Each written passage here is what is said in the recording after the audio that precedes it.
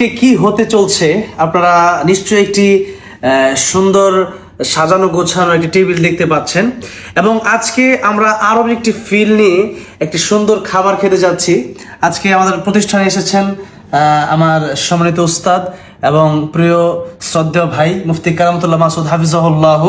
তো সামনে একটি ইংলিশ নাসিদ আসছে, সে উপলক্ষে কিন্তু আজকে আমাদের বসা। তো আজকে ফার্স্ট টাইমেই উস্তাদকে কিছু খাওয়ানো দরকার।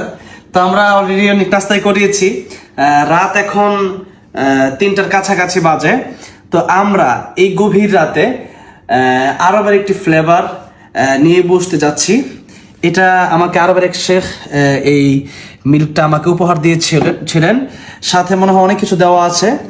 আর এটা সুন্দরবন থেকে এই মধুটা আমি নিজে নিয়ে এসেছি। আর এই জাফরান এটা আমি কাতার থেকে নিয়ে আসছি।